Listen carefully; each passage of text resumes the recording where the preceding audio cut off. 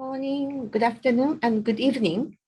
Thank you for joining 9th JICA COVID-19 webinar on understanding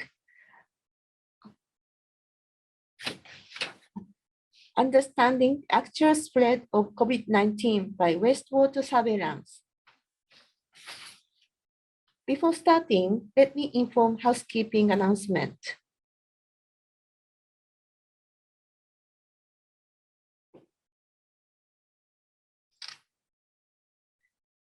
Today, we don't have the interpretations, English only.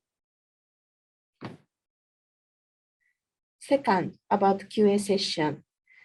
Please do not hesitate to ask questions to the speakers through the Q&A function. We'd like to have discussion time as much as possible, so we will be delighted to have your comments and questions during and after the speaker's presentation. Please use Q&A function for writing questions, not chat box. We are going to record today's webinar and upload the video on the YouTube channel of JICA Ogata Research Institute later. We have uploaded the speaker's presentation slides in the cloud for your reference. Access information is in the reminder email we sent out 1 hour ago, as well as chat box. Please kindly be reminded that reproducing all or any part of this content is prohibited.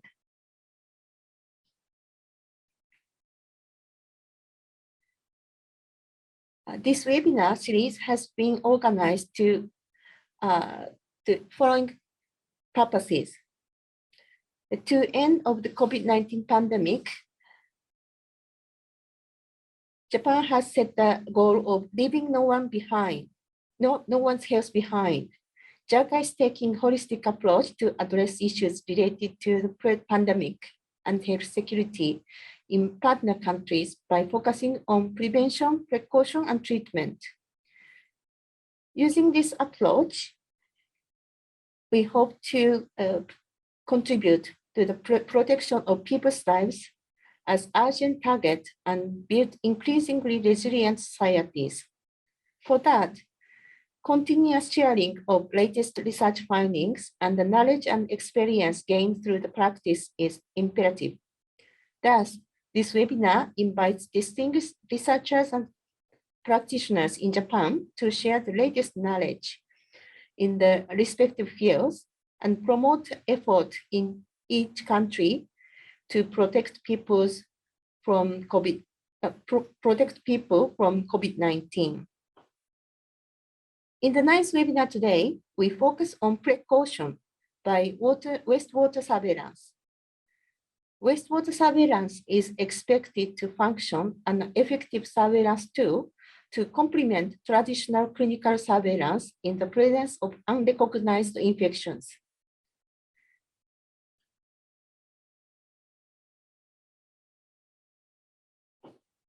SARS-CoV-2 RNA wastewater surveillance is introduced in various countries. In Japan, academia, local government, and private companies are developing the methods and monitoring the virus in wastewater in community. Today, we invited 3 researchers in the field as speakers. First speaker, Dr. Honda, will give an overview of COVID-19 wastewater surveillance in the world. The second speaker, Dr. Kitajima, will introduce highly sensitive SARS-CoV-2 testing methods developed in Japan and its latest research findings, including variant detection. Third speaker, Dr. Ihara, will introduce SARS-CoV-2 RNA surveillance in manholes. And then we will discuss adaptation of a monitoring trend of SARS-CoV-2 RNA circulation in the wastewater in different situations, such as low and middle income countries. Okay, so we have 3 speakers, so we don't want to waste the time. So I'd like to invite Dr. Honda Ryo, Associate Professor, Faculty of Geosciences and Civil Engineering, Kanazawa University, as the first speaker. Dr. Honda, can you hear me? Yes. Can you hear me? Yes, you can hear very clearly. So the floor is yours. Thank you very much, Wata-san.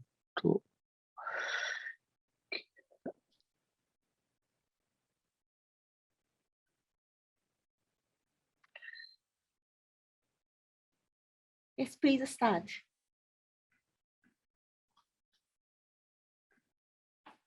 Yeah. Okay, so today I want to introduce the very overview of the wastewater-based epidemiology, which is the recently highlighted techniques as an early warning tool for COVID-19 outbreak. And after my presentation, I think the Professor Kitajima and Professor Ihara will introduce more technical issues. So download, it's for free from the Data Science Journal. And the concept of wastewater-based epidemiology is when people are infected in the enteric pathogens like norovirus, and the viruses are discharged from the feces, and the feces is collecting the wastewater in the plant. So we can detect the epidemic situation of the infectious disease in the catchment of the wastewater treatment plant. And this concept is proved by norovirus and the poliovirus and illicit drug abuse. And this is the case published by Tohoku University in Japan. So this bar chart shows the number of gastroenteritis cases from the reported by clinical surveillance, and these plots concentration norovirus in wastewater. So as you can see, the wastewater virus concentration is synchronized with the clinical reported cases, and more importantly, they said it's in the wastewater you can get the data before the clinical surveillance reporting. So this concept is also applied and proved to be effective for coronavirus COVID-19 outbreak situation. And in the last year, the research group in the Netherlands published a paper that's saying the SARS-CoV-2 RNA concentrated wastewater is correlated with the COVID-19 cases. And yet in US also it's they published, the research group of the Yale University published that the virus concentration in the wastewater is correlated with the COVID-19 patients or hospital admissions. And more importantly, the clinical surveillance report has the time lag of testing since symptom onset until got the infected people tested. And after tested, the data is collected and reported. So there are time lag for the reporting and the testing. So these two papers reporting that this paper reporting that the wastewater surveillance could find the epidemic outbreak of COVID-19 the 5 to 6 days earlier than the clinical surveillance reporting. So it is now said that the wastewater surveillance is very effective for early warning of the outbreak of COVID-19. So now in the Netherlands, the nationwide surveillance of wastewater is conducted, and the data is shown in the website, like there's a weekly coronavirus RNA concentration wastewater, and is also the concentration of each municipality is open in the website, together with the vaccination or the hospital admission or the confirmed cases, like the outbreak indicators. In the US, the BioBot, a venture company in US, also they're performing the nationwide the wastewater monitoring, and you can see the trend of wastewater, viral content of wastewater and the confirmed cases in the websites, and they can also provide the data for free for each state or each county. So now this data is expected to useful for to investigate the outbreak situation of COVID-19. So as you know, the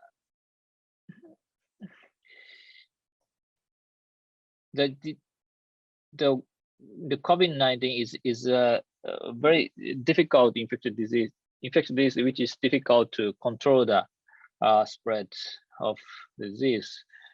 As you know, about half of infections are known as asymptomatic, and the asymptomatic or the pre-symptomatic infections also have can cause the second transmission, and so these some studies report these contribute to 70% of total transmissions.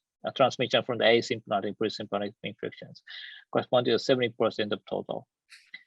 So the many infected people remains undiagnosed. So that's in many countries, the massive PCR testing, many PCR testing are conducted, regardless of whether you have the symptoms or not. If you have the history of contact with the infected people, you may be tested. So this kind of the massive testing is very labor intensive, and of course it's costly. As benefits of wastewater surveillance or the wastewater-based epidemiology is that we'll be able to take a snapshot of the outbreak situation of a population-based epidemic situation with a single testing of wastewater. And it can also cover the undiagnosed infections if they shed the viruses in feces. And the application that can be in the various geographical scale, and the larger scale is you can target the double waste catchment scale of the wastewater treatment plants, which sometimes like a population-based scale, like sometimes the millions or to the thousands of people. And also the building scale. The smallest one, the building scale, you can take the building wastewater and define the infections, asymptomatic infections, the earlier than the clinical testing. You don't need to test every people in the building like every week, but you can only test the wastewater every week, and if it's positive, you can test every people in the building, so you can find the infected persons earlier. So even as a middle scale, you can also take the wastewater manholes or pumping stations. Then you can identify the community outbreaks smaller than the treatment plant catchment. So today I want to briefly introduce about the cases of this wastewater treatment plant scale and the building scale if I have time. So we surveyed the Funaba City, Japan, which is located 30 kilometers from the Tokyo. and the population is about 600,000 people, and we took the wastewater from the two wastewater treatment plants, covering the about half of the population, and we took the twice a week, and from for about the maybe 1 year. And this is the map of the Funabashi city. So today I talk about the result of this wastewater treatment plants, covering the downtown of the Funabashi city, which covers about 100,000 people. So this is the analytical technique. The virus SARS-CoV-2 concentration wastewater is very low. So first we concentrate the virus by centrifuge or the PEG precipitation. Then the RNA was extracted from the concentrates and tested with the RT-QPCR. And the methodology of the detection is the same as the clinical testing. And this, in our survey, that we have done the RT-PCR 3 times per sample. So every sample was tested 3 times, and depending the concentration level, the positive ratio changed. I mean, if among the 3 testing, if 0 positive, I mean all the negatives, the concentration is really low. And if 3 positive of the 3 testing, the concentration is very high. And if positive ratio is 1 or 2, it will be, so the positive number of the positives among the 3 testing that indicates the concentration level. Maybe it's the Ihara sensei, Professor Ihara will explain about that in detail later. So we found that by the positive ratio of PCR testing, that we can forecast probability of the inpatients increase. So we found that's the wastewater sampling in these days is reflected is the increase of or decrease of inpatients of this 1 week after 3 days of sampling. 1 week of after 3 days of sampling is reflected in this wastewater sampling. And when positive ratio was 0, I mean that there's the all negative in the 3 PCR testing. There are diverse changes of inpatients, but this distribution follows a normal distribution, having the average of minus 5.6 persons and the standard deviation 9 people. So this means, so if this distribution, because patients increase follows this distribution, we can say that the inpatients increase with a probability of 27%.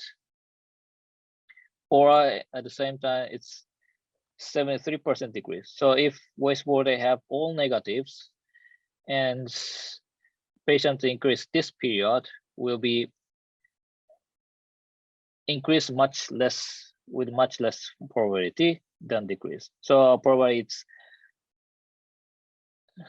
it will be, we can forecast that it will be probably the decrease. And this is the different concentration distribution of the inpatient increase in the different level of SARS-CoV-2. This is 0 positive in its same graph as in the previous one. And if there were 1 positive, there will be more chance of increase. So it is forecasted 60% of increase of inpatients. And if there are more 2 or 3 positives, so there's chance of increase of patients as 71%. So this this result means the SARS-CoV-2 concentration level in the wastewater is enabled to forecast the inpatient increase in the future, like the 7 days or 10 days later.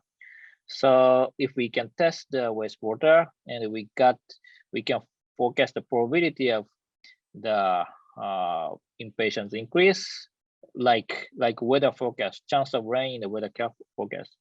So data of the wastewater surveillance is useful information. So to secure the hospital beds, because we can predict forecast that's for 1 week later inpatients increase and you need more beds in the hospital. So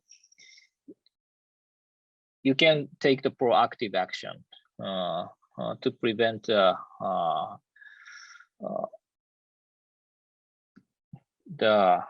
health impact. And we also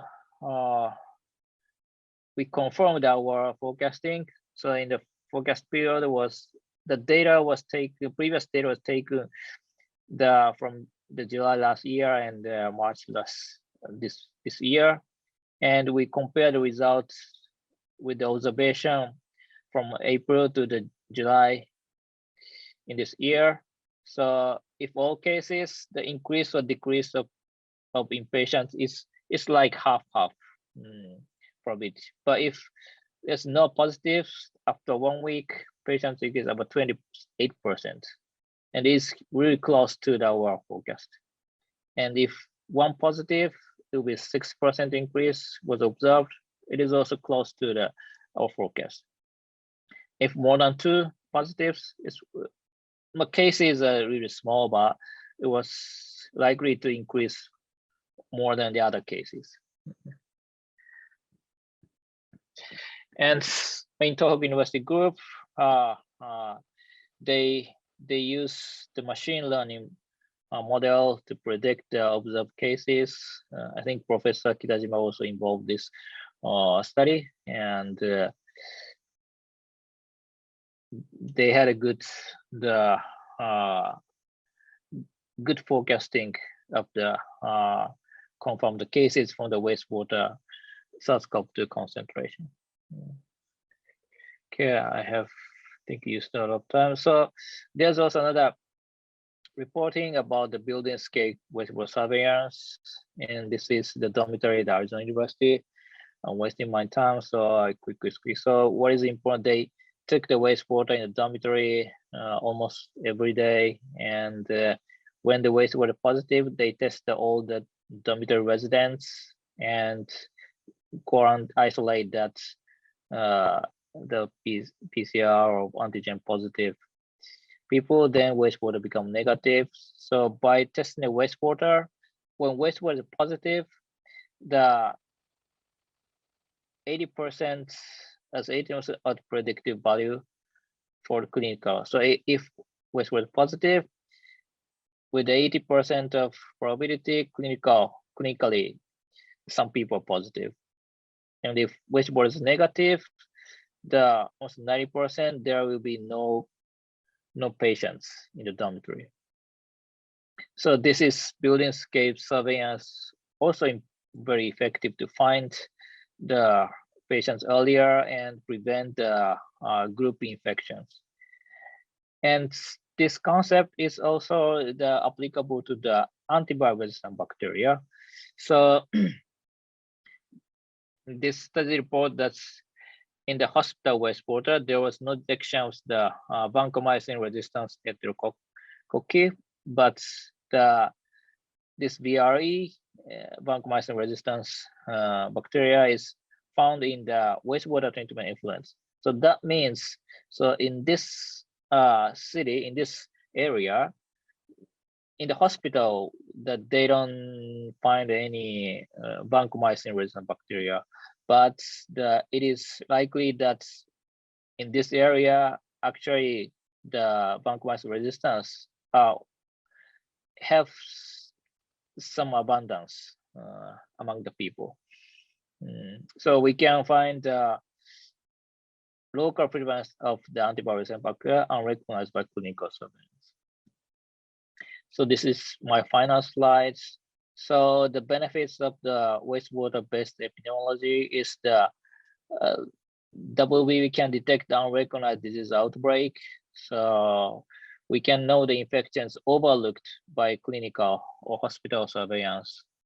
And it's applicable not only the SARS-CoV-2, but the various viruses or also bacterial disease and the antivirus bacteria.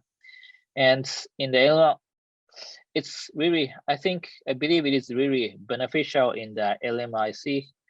Yeah, because it is applicable to the various tropical diseases like cholera, typhoid, Shigella, dysentery, and influenza. And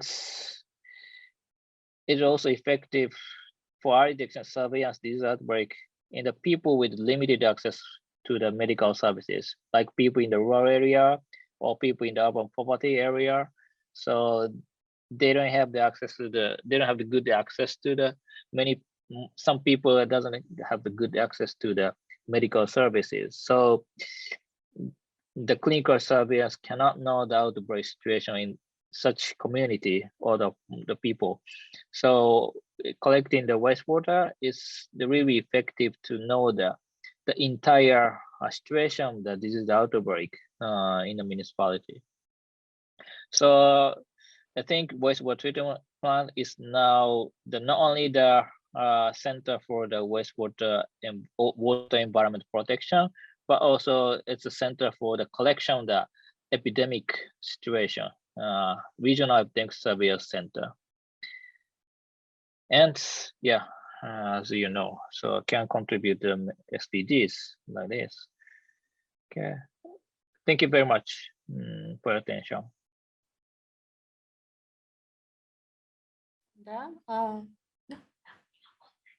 Thank you very much, Dr. Honda, for your very clear explanation, and we learned usefulness of wastewater based surveillance and several various applications of that system in various countries. Thank you very much. And next, I'd like to invite Dr. Kitajima Masaaki, Associate Professor, Division of Environmental Engineering, Faculty of Engineering, Hokkaido University. Dr. Kitajima, can you hear me? Yes, I can hear you fine. Can you hear me? Yes, the floor is yours. Okay, thank you. Can you see my first slide? Yeah, we can. Yes, okay. So my name is Masaaki Kitajima from Hokkaido University. Actually, I'm an environmental microbiologist or environmental engineer. Okay. So first of all, I'd like to thank the organizer for giving me this opportunity to talk about my recent research on wastewater-based epidemiology of COVID-19. And actually, I'm glad to see many familiar names from Japan and other countries, my colleagues, friends, although I cannot see their faces. So I hope you enjoy my talk today. So today I'm going to be talking about technological innovation in wastewater surveillance of COVID-19. Specifically, we developed a highly sensitive detection method of SARS-CoV-2 RNA from wastewater. And we are now using that method to quantify SARS-CoV-2 RNA and also to detect variants from wastewater via genetic analysis. So today I'm going to be talking about these topics. So let me start my presentation. Okay. So Dr. Honda covered the benefits of wastewater-based epidemiology. So I wouldn't repeat his presentation, but let me add one thing. Now vaccination is progressing in many countries, including Japan and many other countries. So one thing I like to highlight here is that progress of vaccination is good, but one issue is that the numbers of asymptomatic infections or asymptomatic carriers or individuals with mild symptoms are increasing. So we are now, so it is difficult to find or visualize the presence of asymptomatic or mild infected individuals. So as Dr. Honda explained, wastewater-based epidemiology is a useful tool to uncover the presence of those individuals among COVID-19 infected individuals. So I'd like to say that, so now in post-vaccine and with Corona society, wastewater-based epidemiology is now becoming more useful tool as a testing or diagnosis tool to find COVID-19 infections. Actually, we propose this approach as a novel tool to reveal the epidemiology of COVID-19 in the early phase of COVID-19 pandemic. So this is a press release from our university on our review paper that we published in 2020, last year, April. So let me explain the content of this paper. So this is the paper. I read this article, and we published this in April last year. And in this review paper, we proposed that wastewater-based epidemiology could be applicable to COVID-19. Although COVID-19 is a respiratory infection, we could detect this virus from wastewater. It was not expected actually at the moment at that time, but we summarized a number of literature that was published at that time, and we summarized the information on related to COVID-19 presence in wastewater and what that it means in understanding epidemiology. So the third bullet point here is the important thing that we proposed at that time. Then we actually conducted the surveillance in Japan and other countries. Let me introduce some of the work that we conducted in the initial phase of the pandemic. This is the paper we published last June last year. So this is the first detection of SARS-CoV-2 RNA in wastewater in Japan. We actually detected SARS-CoV-2 RNA in the first wave of the surge in Japan. So this is the paper, and we collected wastewater and river water samples from Yamanashi Prefecture in collaboration with researchers from Yamanashi University. I saw their names in this seminar. My colleagues from Yamanashi University. So they collected wastewater samples, and we tested for the presence of SARS-CoV-2 RNA using several QPCR and nested PCR methods.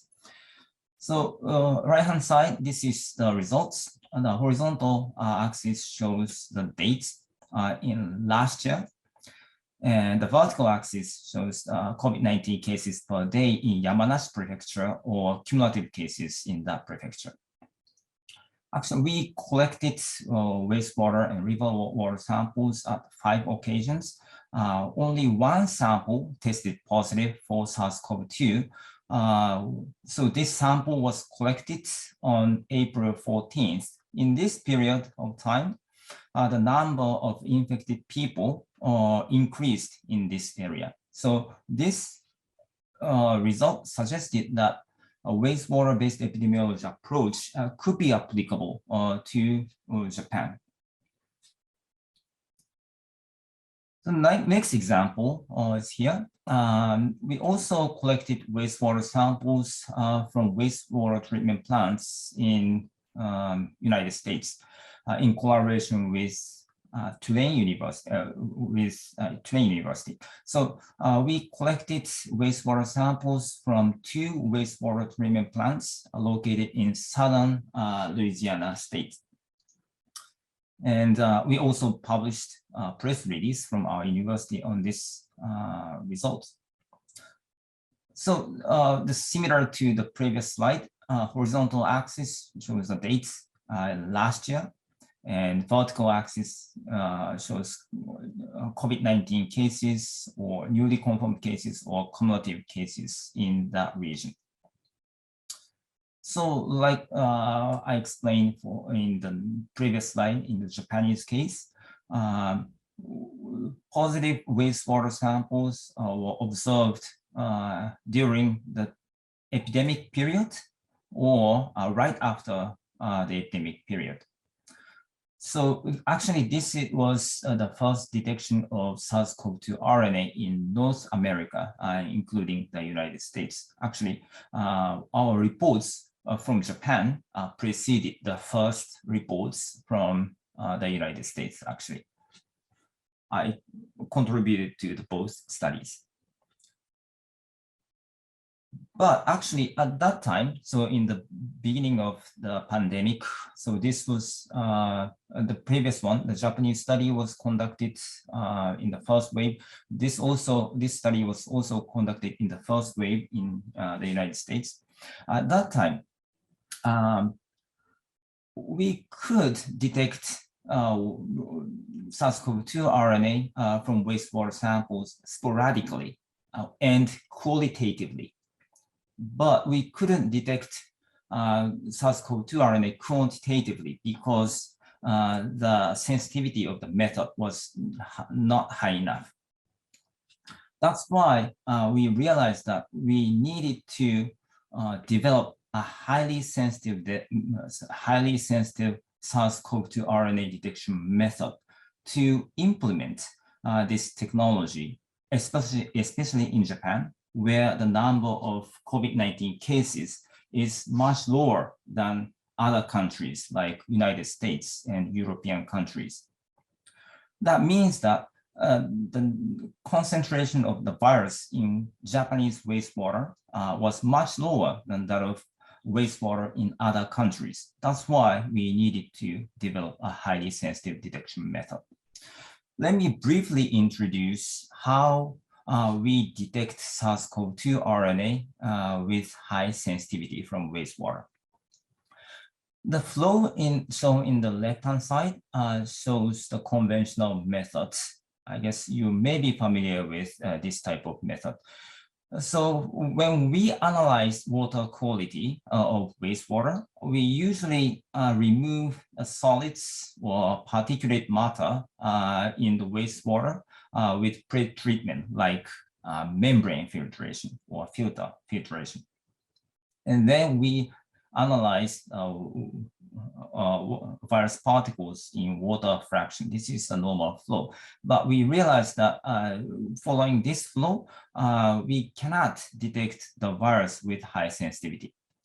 And based on our results, we realized that the majority of SARS-CoV-2 virus particles are associated with particulate matter or suspended solids in wastewater.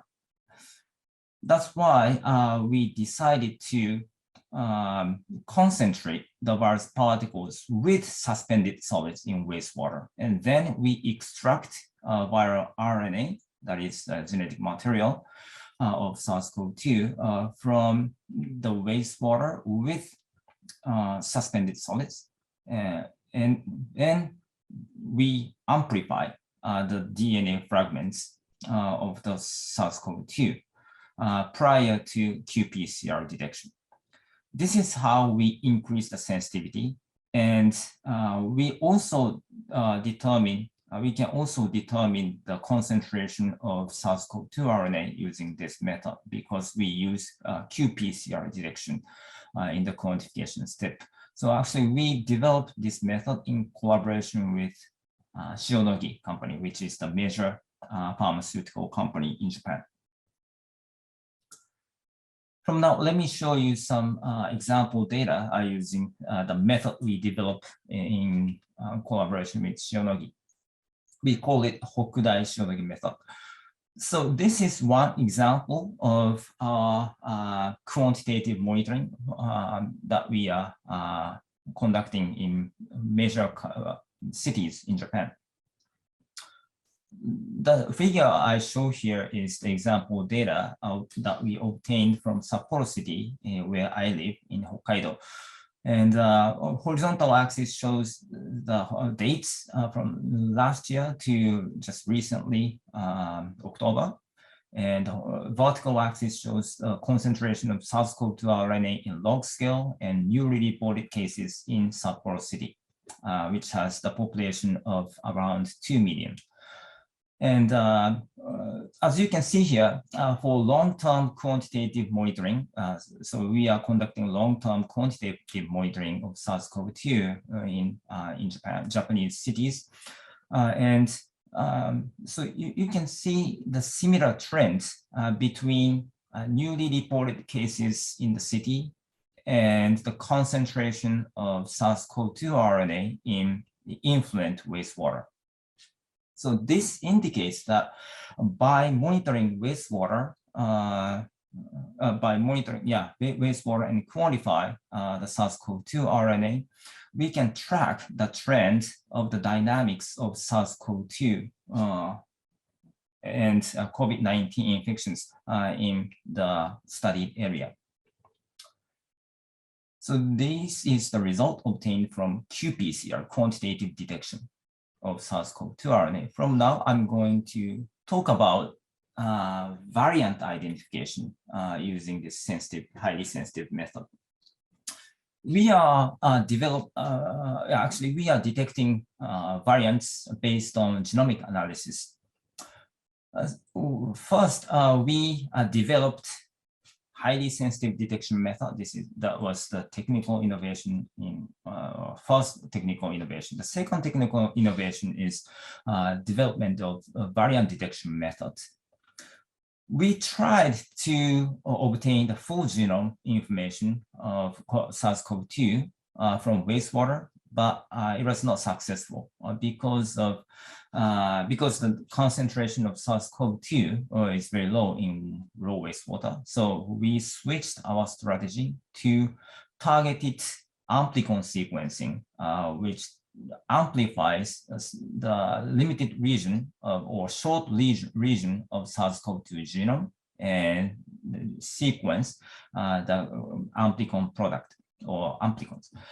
So what we target is receptor binding domain of spike protein region of SARS-CoV-2 genome, which contains like characteristic mutations of each variant. For example, our alpha variant has N501Y mutation, and delta variant, which is now prevalent in all over the world, has L452R and T478K variant mutations, but it doesn't have N501Y mutation.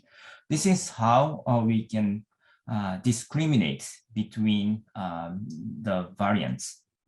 So we can identify which variant is prevalent in each wastewater sample. We also, so this method was also developed based on collaboration with Shionogi and the Institute of Medical Science, the University of Tokyo. Let me show you some example results. So we are monitoring wastewater samples for the presence of variants for a long time. And this is one result obtained from an anonymous city in Japan. We detected alpha variants from December 4th sample, which is in the middle of the third wave. But this variant was detected for the first time in this city in March 2021. So this means that we detected alpha variants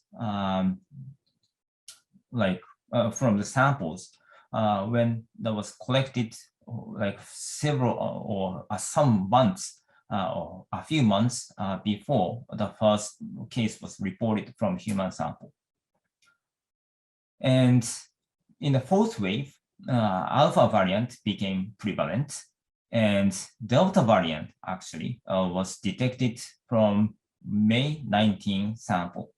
In this city, in this period, genetic analysis of human sample was exhaustively conducted, but still, alpha variant was first detected in June 2021. So the detection of or presence of Delta variant in wastewater preceded or like for more than 1 month to the first detection from human sample. So in the fifth wave, Delta variant became dominant, right? So yeah, this is in agreement with clinical surveillance or genomic analysis from clinical samples. So I'd like to highlight 2 points from this slide.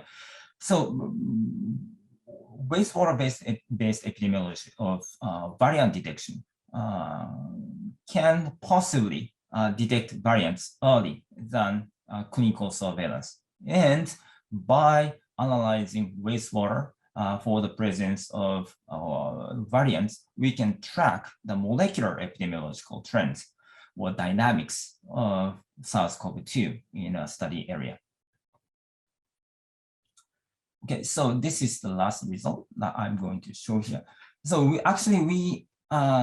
applied wastewater-based epidemiology to Olympic and Paralympic Games village in this summer in Tokyo to better understand COVID-19 incidents in the village. So I summarized the results here. Most significantly, SARS-CoV-2 RNA was detected in many wastewater samples, even in the very areas where no positive case was identified via mandatory daily clinical testing. So the daily clinical testing was conducted with saliva quantitative antigen test, but the positive number or positive rate of SARS-CoV-2 was higher for wastewater samples than clinical testing. This is probably because our method was so sensitive that viral RNA excreted from post-quarantine patients and asymptomatic patients with low viral load shedding was detected, as I explained in the first slide. So, but actually, so we had the concept of this, but I think there was no clear evidence of the fact that WBE can detect RNA from non-infectious or asymptomatic patients. So this is a significant finding, I think. And actually, when the wastewater was negative, in many cases, no positive case was identified from clinical diagnosis. This means that wastewater testing provides information beneficial for optimizing clinical testing schemes, like prioritizing and determining the need for exhaustive tests. And we also detected variants from wastewater samples of the Olympic and Paralympic village. Okay, I guess it's time has come. So this is my summary slide. I like to highlight here is that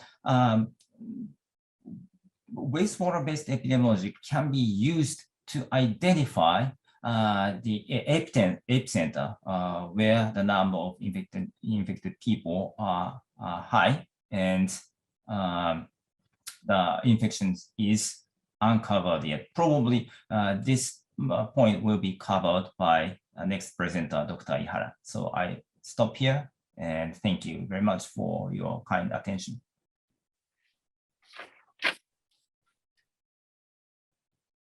Dr. Kitajima, thank you very much for your very interesting presentation, including research finding at very early stage of pandemic, and highly sensitive testing method, Hokudai Shionogi method.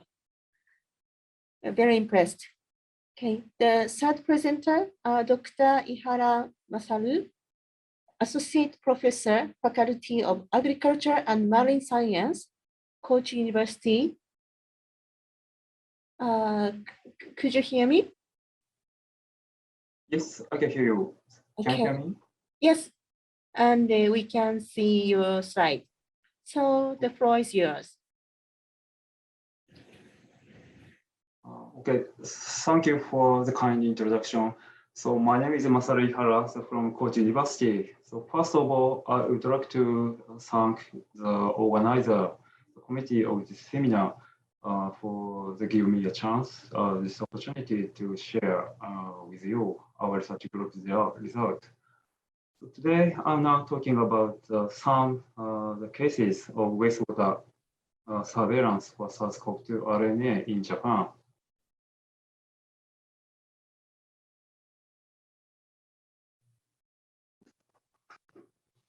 So in this presentation, I would like to show you the example of wastewater surveillance for some wastewater treatment plants and the surveillance in the manholes in the city.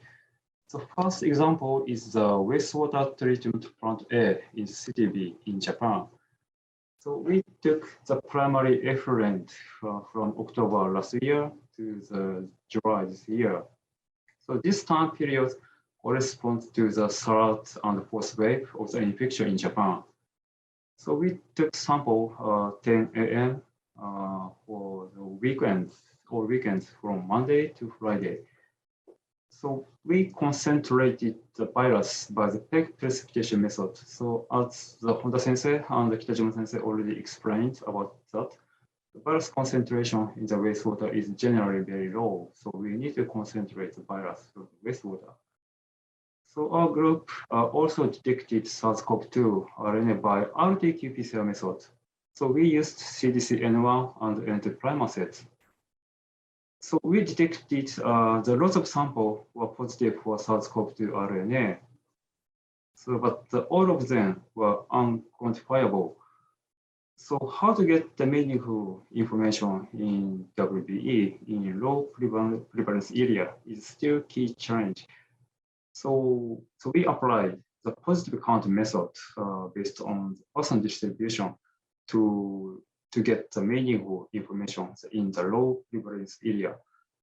So I would like to explain what is the positive count method. So this is a similar idea as the Honda sensei that already explained in his presentation.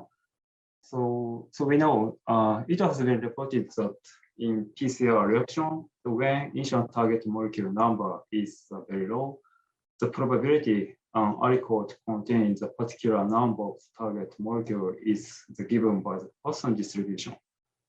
So this slide shows the one example. So now we have the cDNA sample. The concentration is 1 copy per microliter. So when we take the 1 microliter sample and apply to the PCR plate, sometimes in the well, there are no cDNA copy. But in some cases, there are 1 copy or 2 copies, 3, 4, or 5 copies. So this kind of distribution depends on the Poisson distribution. So we can estimate how much copy we can get in the QPCR plate. We can estimate by the Poisson distribution. So when there are no copy in the QPCR the tube, so of course the result of QPCR should be negative. And the probability of the negative result is expected to the 37% by the Poisson distribution.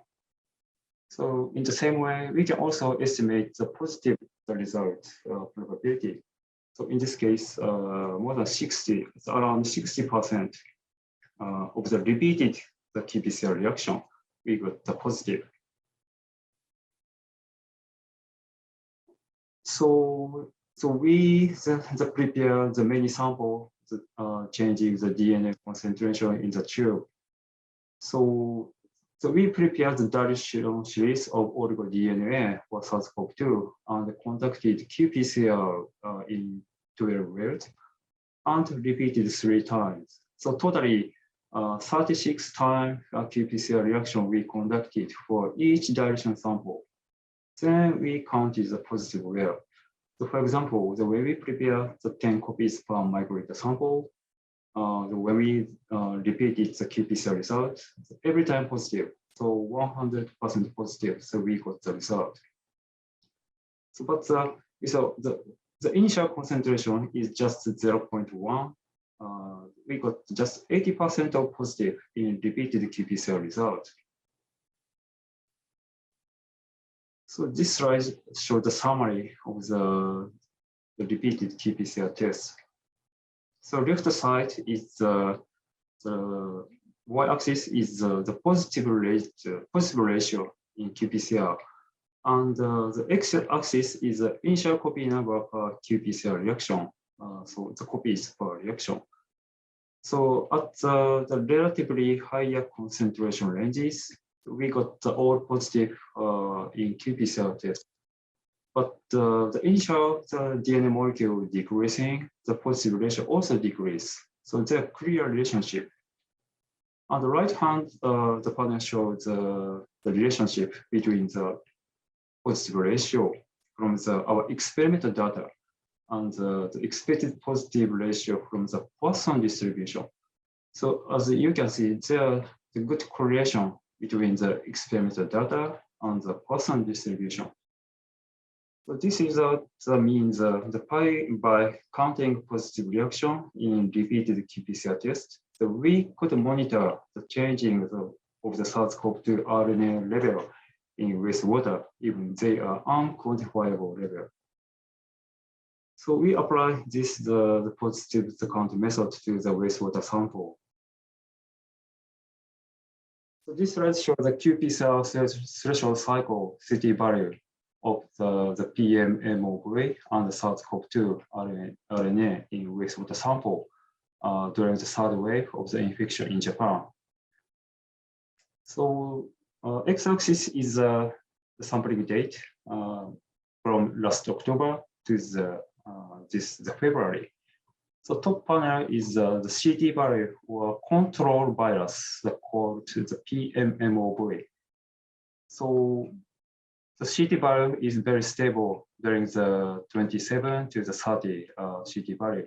So it means our sampling method and the QPCR analysis method is very stable through the sampling campaign. At the bottom panel shows the CT value for SARS-CoV-2 PCR reaction.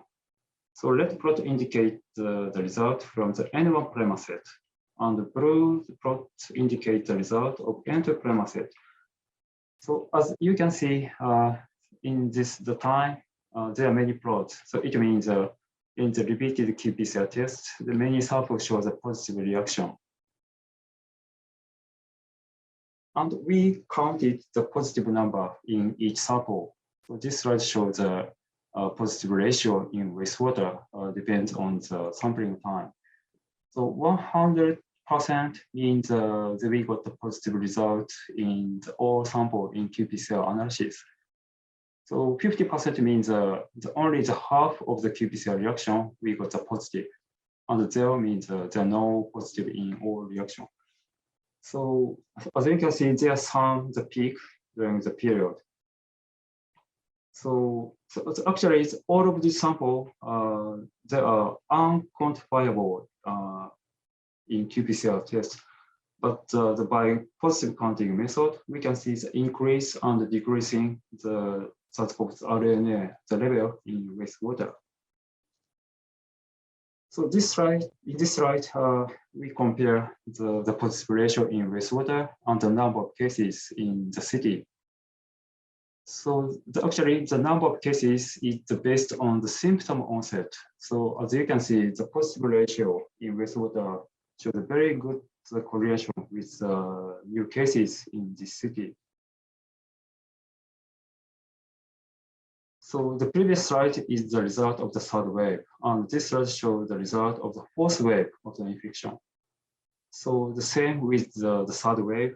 So in the fourth wave, the event, we can see the very clear relationship between the positive ratio in wastewater and the number of cases in the city. So what does the RNA signal in wastewater mean? So we analyze, we compare the wastewater signal and the number of cases. So left panel shows the correlation between the positive ratio in wastewater and the new cases at the day of the symptom onset. So the correlation, from the correlation analysis, we can see the very significant correlation, and R value one is 0.75. And the right panel shows the correlation between the positive ratio in wastewater and the new cases on the reported day for the clinical test. So in this case, it's also the clear correlation, but the correlation, the efficiency is the lower than the number of cases at the symptom onset. So the bottom panel shows the time series of the infection. So actually, it is said that the 4 or 5 days later, symptoms started after the infection. So actually, there are some time lags to the two clinical tested positive. So our analysis indicates that wastewater signal in the SARS-CoV-2 signal in wastewater shows a clear, strong correlation with the symptom onset than the clinical test is reported. So it means the WBE, if analyzed and reported on the same day as the sampling, this is the earliest estimate of the virus spread in the community than the clinical tested. So this slide shows that another the result of our test. So this is the result of another wastewater treatment plant in the different city. So in this case, in this treatment plant, we can also see the clear correlation between the positive ratio and the number of cases in the city. So our positive counting method is applicable, so not only the very local city, but also the other the city. So this is another example of our method. So in this city, we can also see the clear correlation between the positive ratio and the number of cases.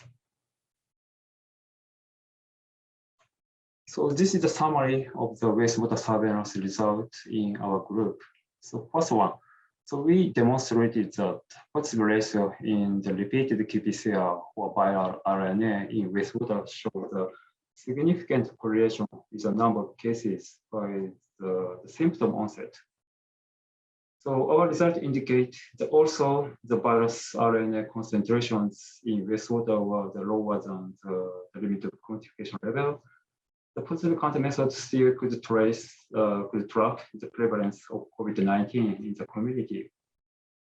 So this method cannot quantify the genome copy number. So, but for the purpose of the tracking the virus infection dynamics in the community, not always we don't need the exact copy number. So just increasing or decreasing of the RNA level, sometimes enough. The next topic is the surveillance of SARS-CoV-2 RNA in the manhole.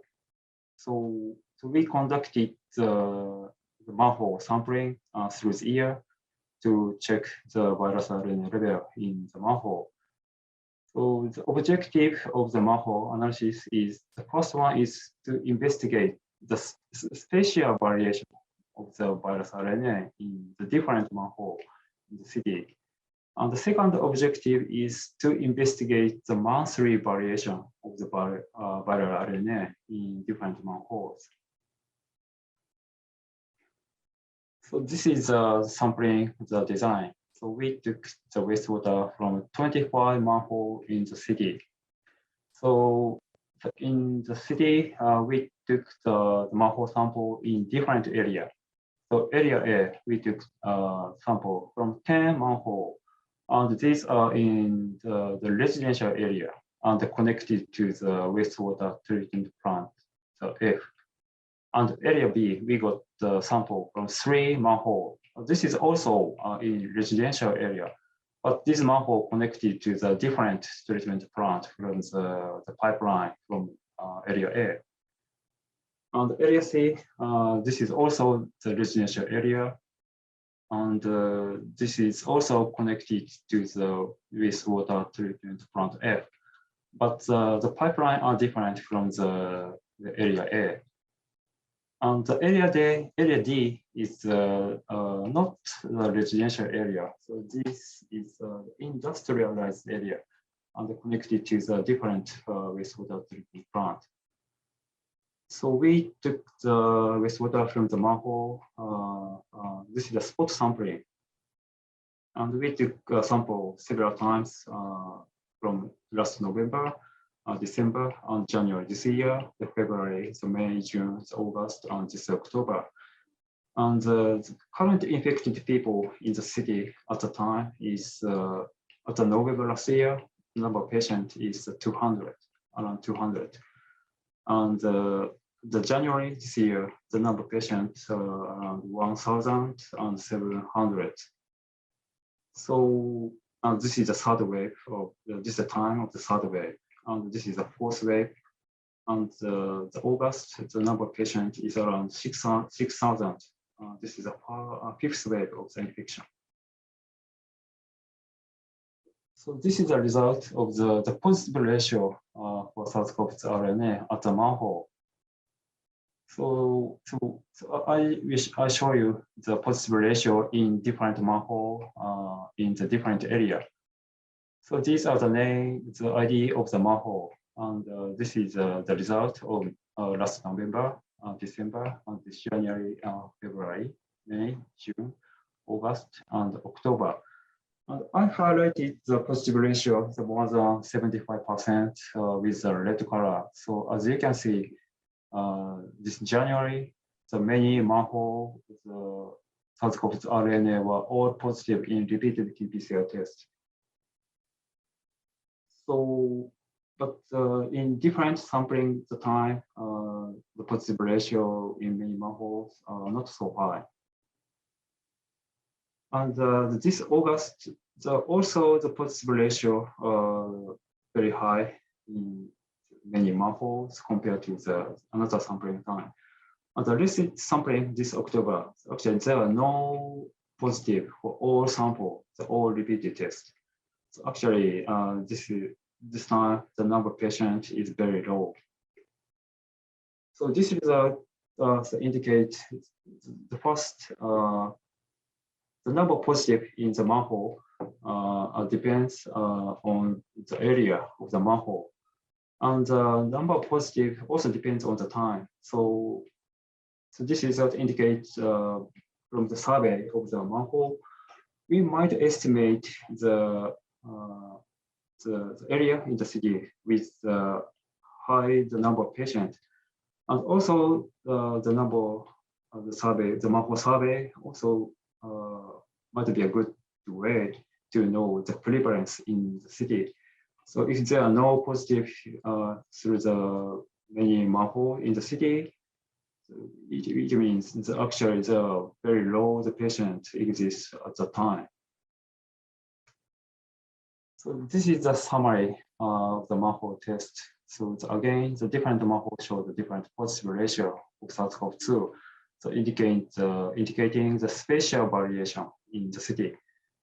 So sometimes very high positives detected in with manhole wastewater. At the time, the number of patients also very high. So again, the SARS-CoV-2 surveillance in wastewater from manhole might be effective to monitor the progress of the COVID-19 in the community. So that's all for my presentation. Thank you for your kind listening.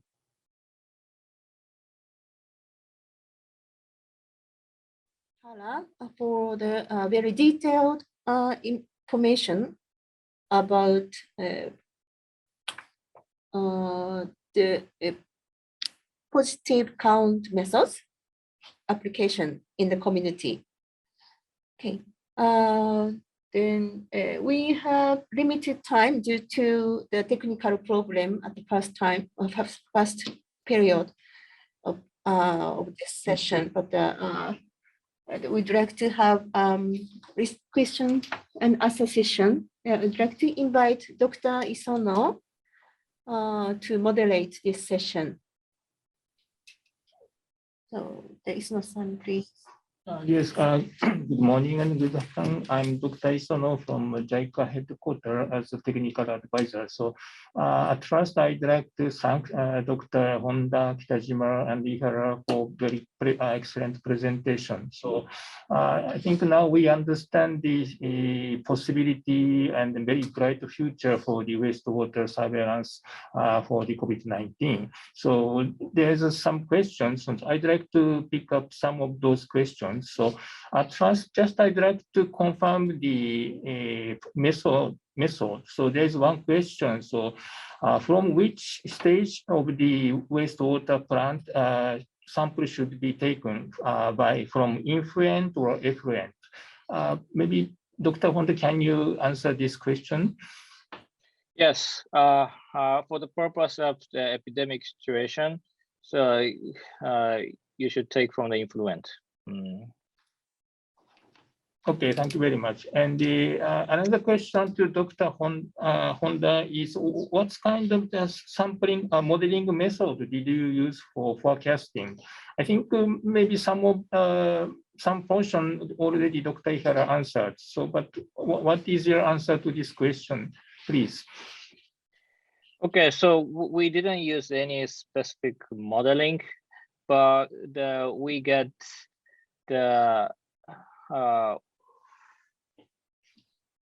for example, when there is I don't remember the exact number, it's about 10 samples which have the 0 positive, and for each of 0 positive data, there is a number of increase of patients. So it's sometimes negative, sometimes positive. So it's really diverse data. But we plot it as the percent ranking in the plot. Then I fit with the normal distribution to calculate the average and standard deviation. So it's simply fit the about the 10 data on the normal distribution.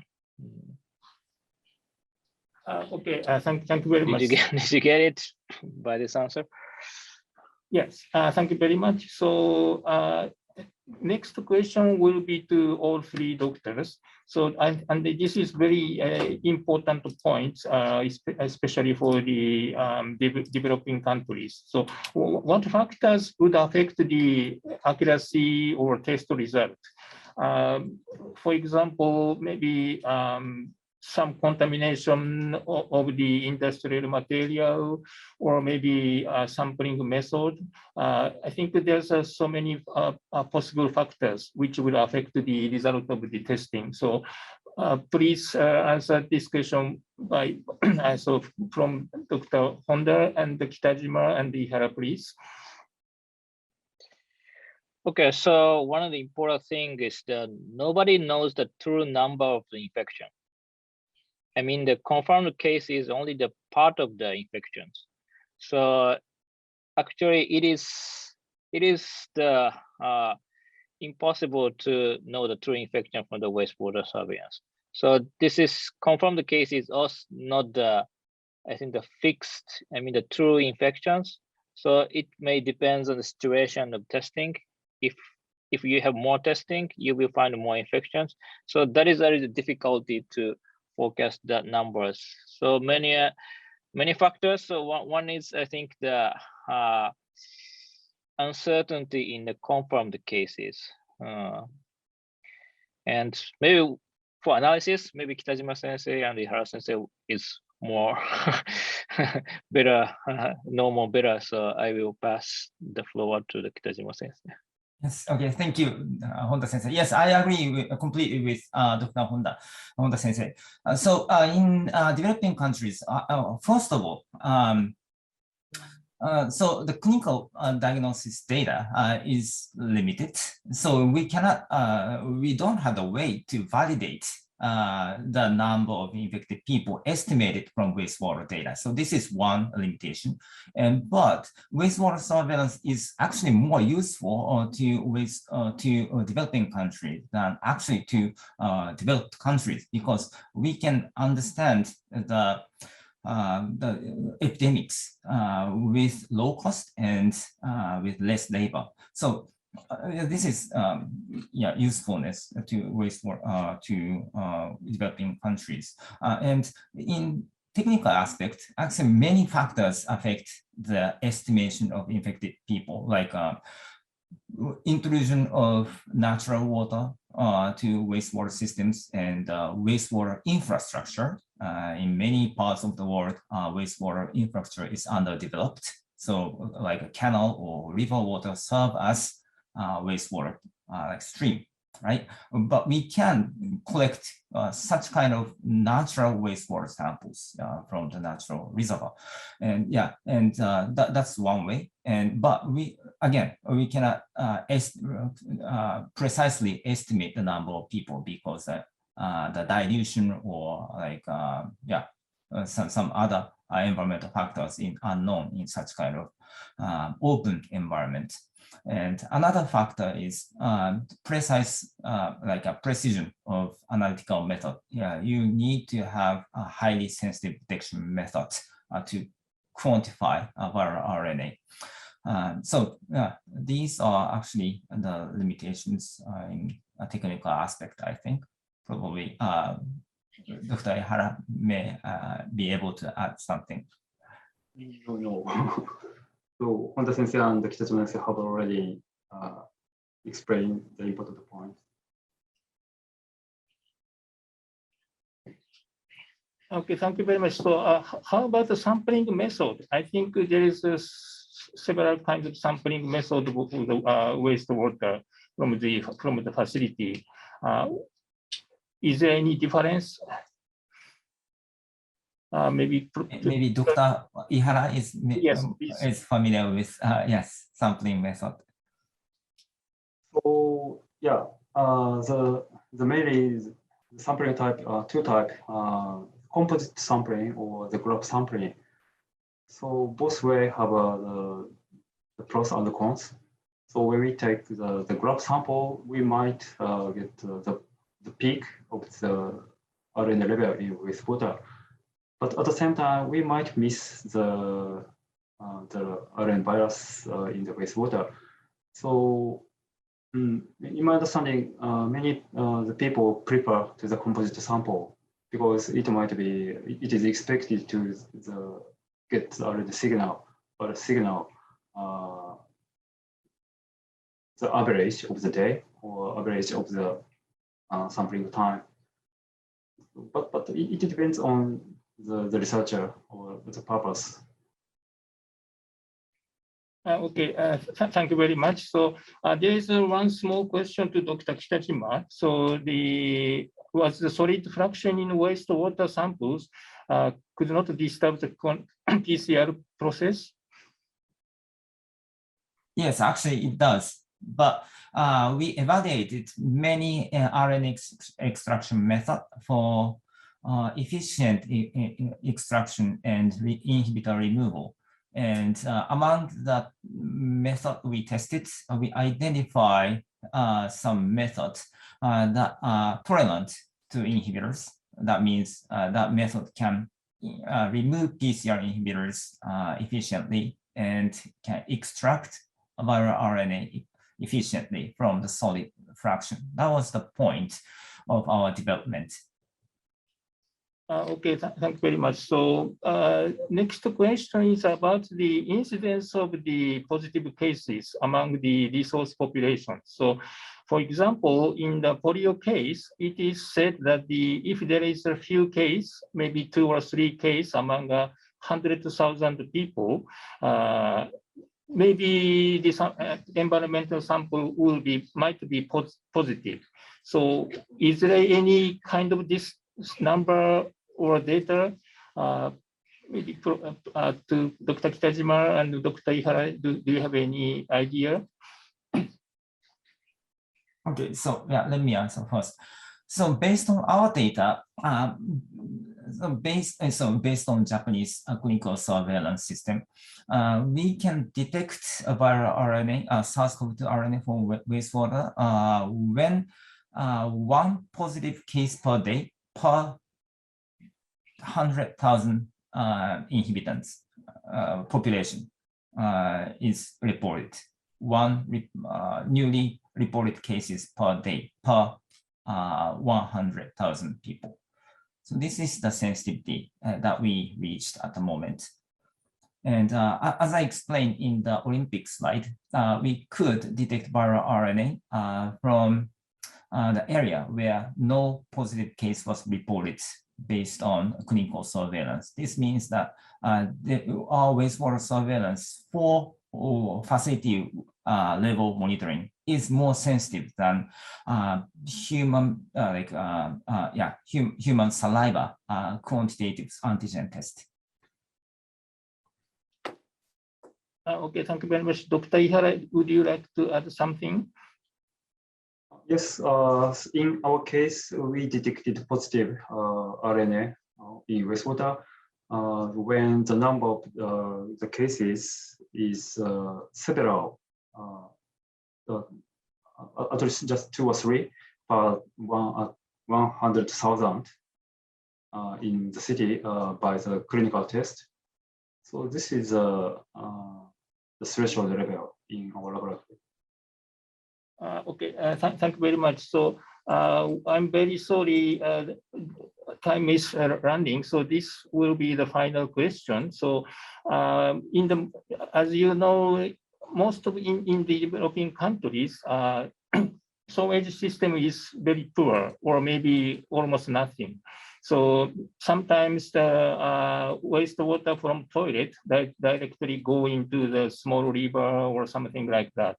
So what are the recommendations or suggestions to how can they apply this method for the COVID-19 surveillance in the developing country where the sewage system is very poor?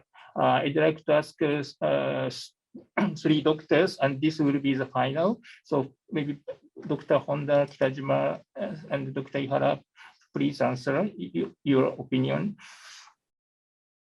Okay, I'll kick off the answer. So there's some in Bangladesh. I think in Bangladesh, they detect the SARS-CoV-2 in the urban drainage receiving the untreated wastewater. So such urban drainage is one of the target of sampling points, but probably in the urban drainage, the concentration might be more fluctuated than sewage because many kinds of water is flowing to that the place. And the point of sampling, I mean, its catchment is sometimes not clear in that case. So, but that is a kind of difficulty. But I think if there's the outbreak, I think we can detect SARS-CoV-2 in urban drainage too. Okay, thank you very much. So how about Dr. Kitajima? Okay, so I have investigated the presence of human viruses in a canal in a developing country, and we could detect pathogenic viruses from a canal which receives domestic wastewater. So I think such canal or like a stream in urban area may serve as a good sampling point for wastewater-based epidemiology for in developing countries. But one point I'd like to highlight here is that in such area, it may so the rainfall or precipitation may affect the detectability of SARS-CoV-2 RNA because tremendous dilution may occur if in monsoon seasons or something like that, when rainfall event occurs. So this is one point that needs to be precautioned. Thank you.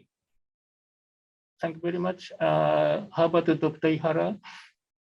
Yeah, so I agree with Honda Sensei and Kitajima Sensei. And yeah, also emphasize the usefulness of the wastewater surveillance. So when we think about the price, the economy of the testing, wastewater surveillance is a very good advantage compared to the clinical testing in the population size. So I think in this, in such meaning, wastewater surveillance in the developing country, in the canal or small channel or river, have a very big advantage, big possibility for track the infectious dynamics in the community. Okay, thank you very much. And I'm sorry, there are more questions, but the time is over, and we have to finish this QA session. So once again, I'd like to thank three doctors for your excellent presentation and the explanation to the answers. So I think it's although it's very challenging, but at the same time, it's promising to apply this method in developing countries. That's what we learned today. And maybe if a participant from the developing country have interest, maybe you can contact to these doctors for the consultation. Thank you very much. So Makomoto-san, please. Thank you very much, Dr. Isono, for the moderating this session. And doctors, Dr. Honda, Dr. Kitajima, and Dr. Ihara, thank you very much for the very precise answering to the questions and excellent presentations. So, and we are closing this session. And before closing, I would like to remind the participant to help us. The feedback. After this webinar, please give us your feedback. This online survey takes just 5 minutes for completion. The link will be announced at the end of the webinar. Thank you very much in advance for your cooperation. We are preparing next webinar, maybe in December, early December, and we'll open to the information, website soon. And so we are looking forward to see you again in this next webinar. Okay, so thank you very much for the speakers today. We got a lot of questions and had good discussions. So thank you very much. I close the meeting. ありがとうございました。北島さん、いかがですか？ありがとうございました。ありがとうございました。ありがとうございました。失礼します。失礼します。Bye, everybody.